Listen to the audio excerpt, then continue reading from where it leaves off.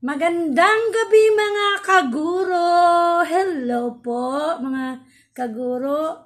Maayong gabi sa inyong tanan! Good evening mga kaguro! So, oras na po ngayon mga kaguro na pagsisilbihan naman natin ng ating pamilya. Siyempre, magluluto na tayo mga kaguro! So, ayan po, magluluto tayo ngayon at pasensya na po mga kaguro ha. Para itong mundo na bilog mga kaguro, paikot-ikot, pabalik-balik ang ating niluluto mga kaguro para sa ating pamilya. Ayan. So ngayon po ay magluluto na naman po tayo muli ng manok mga kaguro. Isisigang natin ang ating manok mga kaguro na may halong dahon ng sampalok. Ayan po, medyo umitim siya mga kaguro kasi dinikdik natin kanina mga kaguro para lumabas yung kanyang katas. Yan. So, halo natin po mga kaguro sa manok. Ito naman syempre yung ating manok mga kaguro. Binabad na po natin mga kaguro sa tuyo mga kaguro. Nilimas natin sa tuyo. Kanina siguro mga 20 minutes na po mga kaguro. Binabad natin sa tuyo.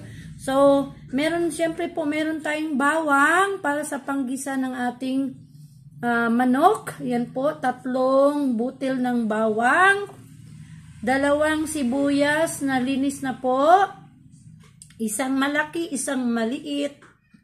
And then, syempre, ang ating kamatis, 1 piraso po mga kaguro. At meron din po tayong siling mahaba para po pandagdag.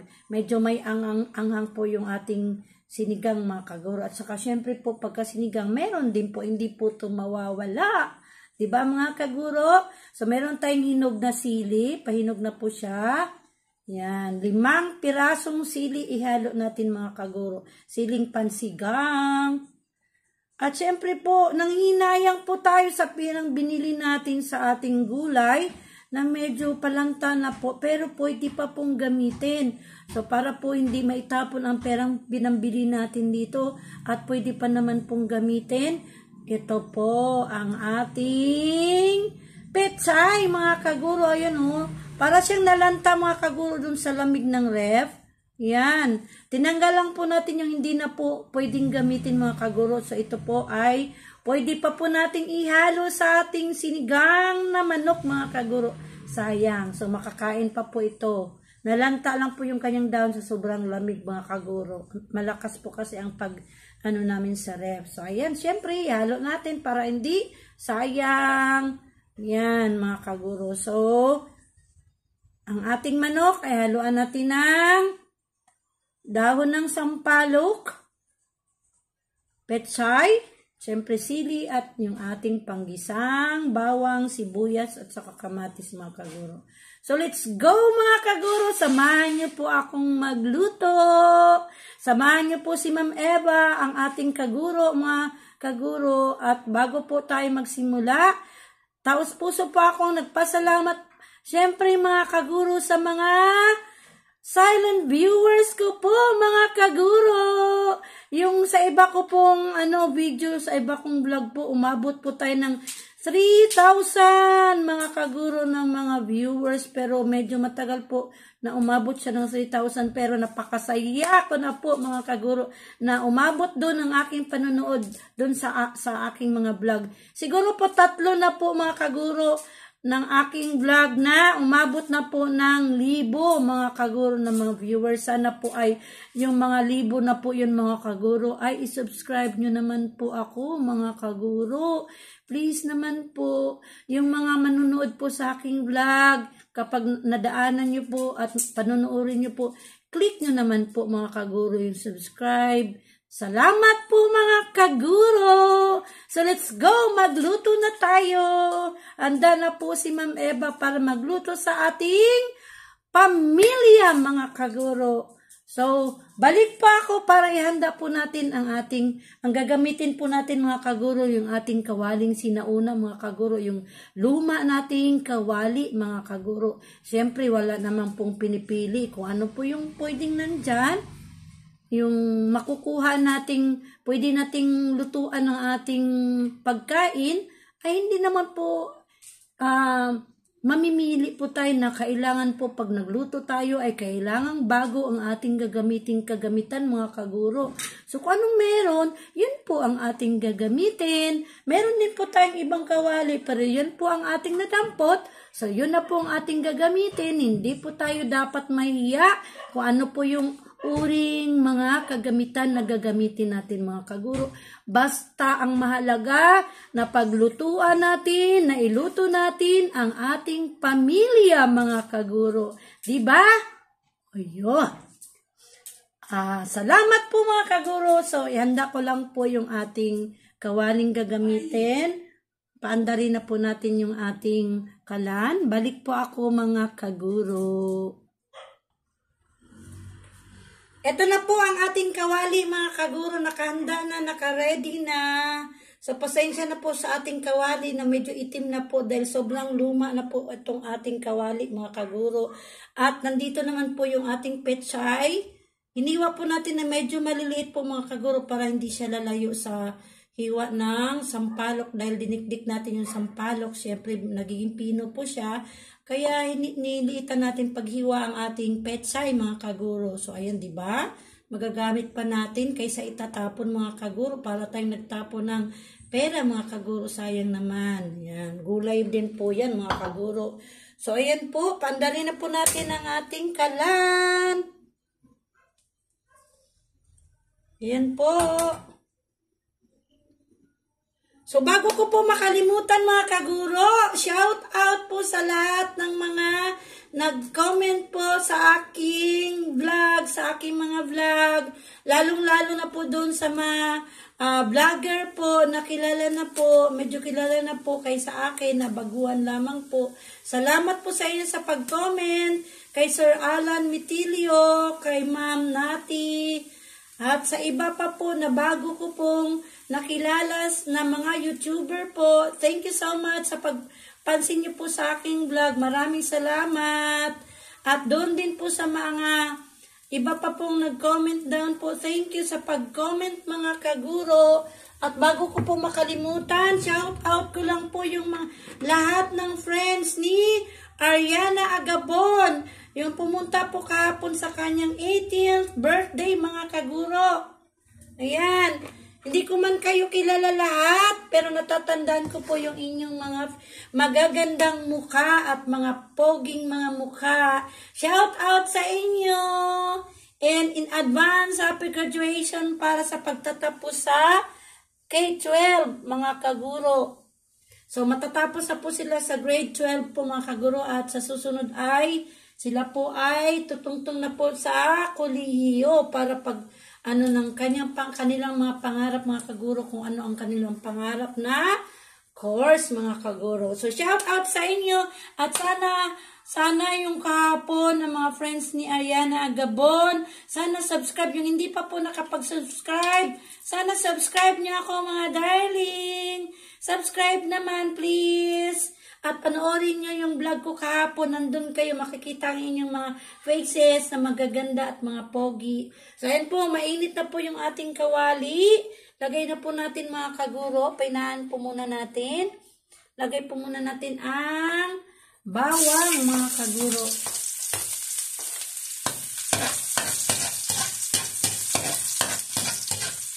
Ayan. Hindi natin dinamihan mga kaguro ng mantika. Basta lang mag-isa siya mga kaguro kasi hindi naman po maganda pag madami yung mantika mga kaguro. Hindi na maganda sa katawan. So, siyempre po, konti lamang po yung nilagay natin mantika. Lagay na rin po natin ang sibuyas, kamatis. Yan. Halos sinusunod-sunod ko na lang po yung sibuyas at kamatis.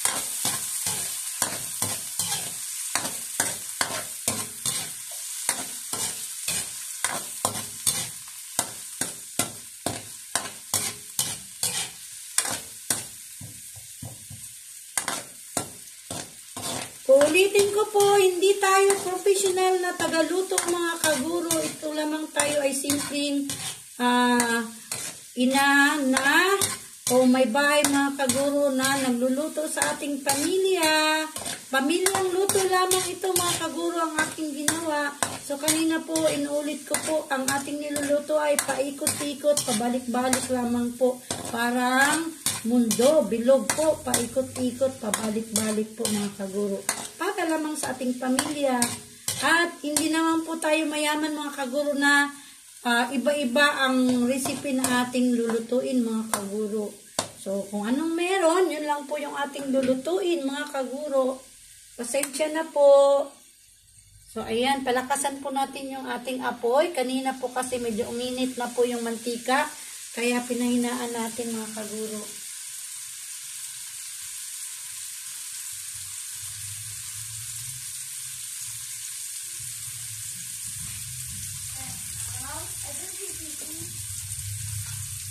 Sisi? Nandoon. Tulog. Bati ka muna sa mga kaguro. Halika dito. Batiin mo muna sa mga kaguro natin, mga friends. Uwi ka na. Si Tantan po, mga kaguro. Po? Bati ka muna sa mga kaguro. Dali, lapit ka. Oh. Makaguro. Tingnan. Makaguro. Magandang gabi. Magandang gabi, makaguro. Ano sabihin mo sa kanila? Thank you sa pag-watch ng vlog ni Mamo Eva. Mamo Eva. Thank you po. Thank you po. Sabihin mo, sana subscribe nyo po yung mga hindi pa nag-subscribe. Subscribe our channel. Thank you, Nanan. Ayan, ngayon lang po natin nakikita si Tantan mga kaguro. Thank you po. Mamo. Thank you, Tantan. Nangihingi po siya mga kaguro ng ano. Mamo. Gusto niyang bumili ng ano yun? Bilhin mo? Clover. Clover. Ito po. Hi. Gansa nga. Isa lang Kumain ka na. Masama po yung ano, yung chicheria. Ngayon lang ha. Opo. Bihira lang kakain ng chicheria kasi bad po yun sa katawan. Papa. O, hingi ka doon ni Momo. Bigyan mo pa ng 10 ata yung maliit na clover pa. Walang hingi. Hindi po yan nahiya sa atin mga kaguro manghingi na ano, para kung anong gusto niyang bilhin. Nawa din po ako kasi mga kaguro. Ayan. So yung mga hindi pa po nakakilala kay Tantan, siya po ay aking apo. Anak po siya ng aking pamangkin mga kaguro. Apo ni Ate Edna. So apo ko na din po mga kaguro kasi anak ng aking pamangkin. So very close po namin yan mga kaguro yung apo ni Ate Edna. So, si Tantan po ay laging bumabati po yan dito sa aking vlog mga kaguro.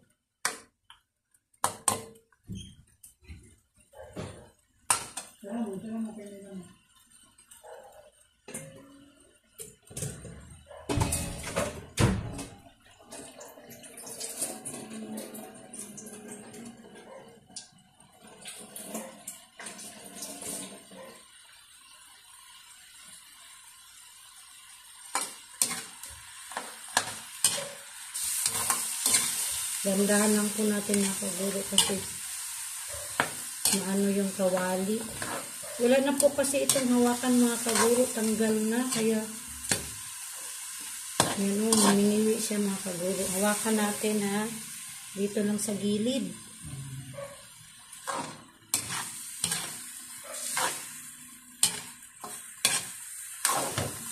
Oops. Maminiwi mga kaguro kasi wala na siyang hawakan. Saka medyo mainit po kasi dito sa gilid pag hinahawakan. Ayan. So, hayaan lang po nating sumipsip yung mantika sa pag-isa natin mga kaguro. Saka natin po lalagyan ng sabaw. So, lagyan po natin siya mga kaguro ng patis. Bago po natin lagyan ng sabaw. Konting patis lamang mga kaguro. Kasi may toyo na po kanina yan. Binabad na po natin yan sa tuyo kanina mga kaguro. Ayan. Konti lamang po. And then, kaunting asin. Mamaya na po natin dagdagan ng asin mga kaguro kapag malagyan na po natin siya ng sabaw. Konti lamang pong asin. Yan. And then, haluin natin. Hawak muna ulit. Kawali nating original. Asin siya na po. Original na luma ng kawali mga kaguro. Yan. Mabango na po. Bango ng patis na nilagay natin mga kaguro.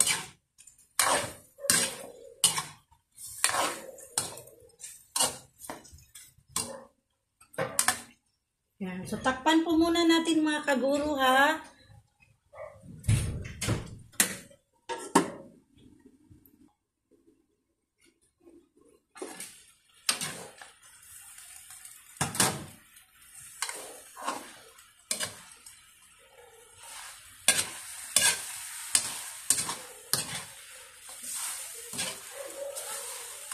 Nandito si Tantan. Si Ate Edna. Nandito. Nangingi ng pabili ng clover. Yung lola niyo po, si Ate Edna, kapatid ko po, ate ko po. So, ayan po. Lagyan na po natin siya ng water para sa sabaw, mga kaguro. Give to Momo. One lang. 1 piece lang na give to Momo. Masama yung nagdadamot. Oh, give one only. Oh, thank you. So, lagyan na po natin ng water mga kaguro.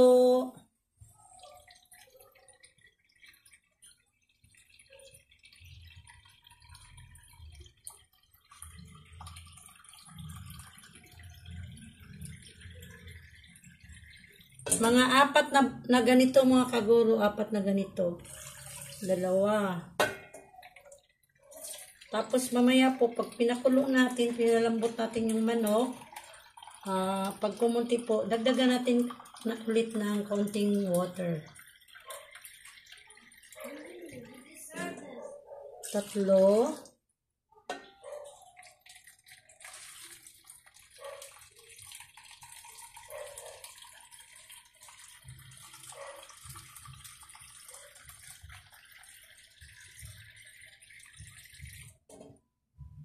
Apat. So, ayan po. Ayusin lang po natin mga kaguro yung ating kawali kasi tumagilid. Ayan na po. Nalagyan na po natin ng tubig para sa sabaw. And then, ilagay na po natin yung ating mga kaguro, yung ating siling mahaba. Ayan. Takpan po natin mga kaguro at balik po ako pagkakulo nito mga kaguro. So, check natin after na kumulo, check natin kung medyo malambot na po yung manok. Saka natin ilagay yung ating dahon ng sampalok. Unahin natin paglagay mga kaguro yung dahon ng sampalok kaysa petsay kasi gusto ko po talagang maitos yung luto ng sampalok para lumabas yung kanyang asim. So, ihuli natin yung ating petsay paglagay mamaya mga kaguro. So, pakuluin po muna natin. Check natin kung malambot. Saka natin lagay yung sampalok. Dahon ng sampalok.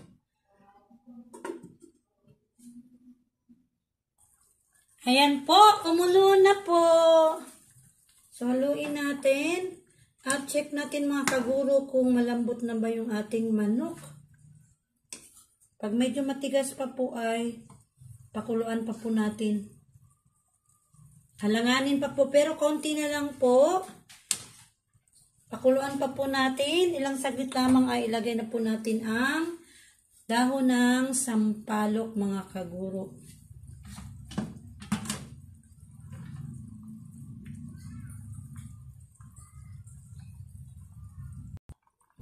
Lagyan po natin mga kaguro ng chicken cube. Chicken cube? Opo. Dito si Tantan. Chicken cube, magic sarap yun. Opo. What is that? Joke. Coke? Ano sabi ko? Pag kumuha, magpaalam? Opo. O, anong gawin? Chicken. Opo. Anong gawin ulit bago kunin? Paalam. Magpaalam. So, anong sabihin ni Mamo?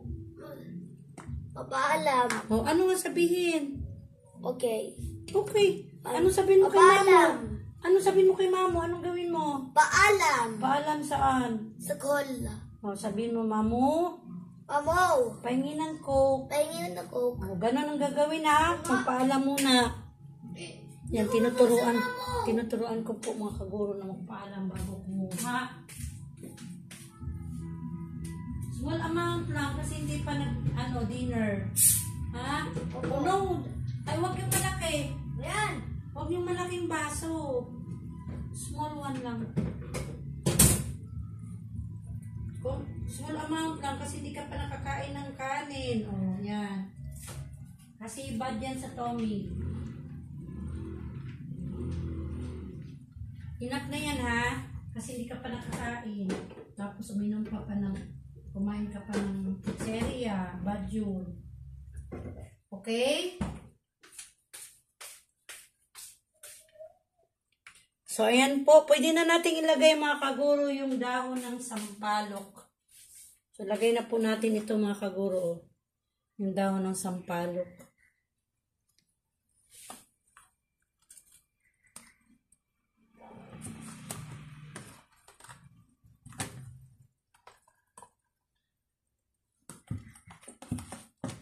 Taktak natin mga kaguro para kasi dumikit yung dahon ng sampalok eh. Simutin natin kasi sayang eh.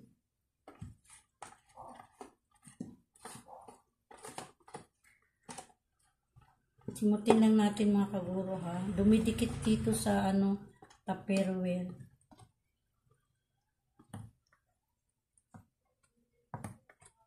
Ayan. So, lagyan lang po natin siya mamaya ng tubig. Para yung dumikit masama sa tubig.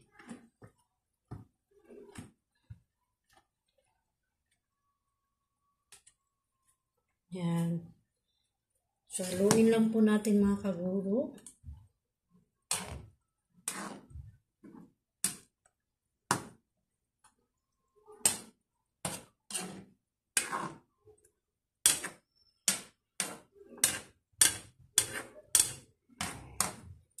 Ayan, yung ginawa nating pampaasim mga kaguro, ayan na po yung sampalok na dahon. Yan na po ang nagdala ng asim. Kaya sinigang na manok na may sampalok at saka petsay mga kaguro. So, tikman natin yung niya, yung lasa niya po kung tama na po ba sa timpla. Kasi nilagyan na rin po natin ng chicken cube. Nilagyan na rin po natin siya kanina ng kaunting asin. So, try natin kung tama na po ba.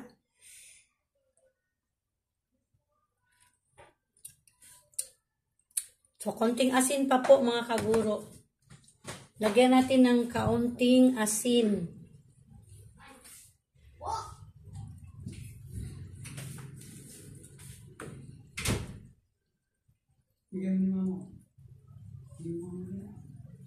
Ayan. So, ayan lang po natin kumulo mga kaguro para mas lalong umano yung asim ng dahon ng sampalok. Thank you! Sinigang yan? Opo, sinigang na chicken. You want this? Opo. It is very delicious. I'm hungry. Wait lang kaya hindi pa luto. Kuha ko ng plato. Oh, hindi pa po yan luto. Ito na po, lagay na natin ang petsay mga kaguro. Well,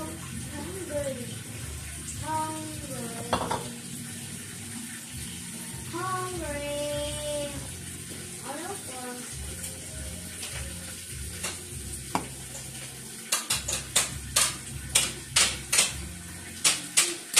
Huwag maingay kasi nag-vlog si Mamo. Naingay ng mga kaguro. Sabihin mo, sorry mga kaguro.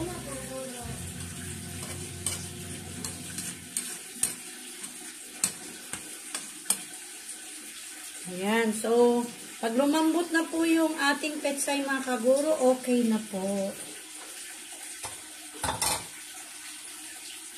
Takpan po natin ulit. Saglit naman po ay luto na ito mga kaguro. Ayan, tikman na natin mga kaguro. Kung okay na po ang timpla. Sarap ng asin mga kaguro. Wow. Sarap ng kumain. Tara na mga kaguro, kain na tayo. Ito na po yung ating sinigang na manok with sampalok dahon at saka petsay mga kaguro. Mama, gutom na ako. So, gutom na daw po si Nanan. Okay, luto na po ito, Nanan. So, ayan na po yung ating sinigang na manok mga kaguro. Maraming salamat po sa panonood. Sa ibinigay niyo pong oras para sa vlog ko sa aking mga video. Thank you so much and God bless po mga kaguro. Please do not forget to subscribe. Juneva loves mga kaguro or Juneva loves. Bye-bye po!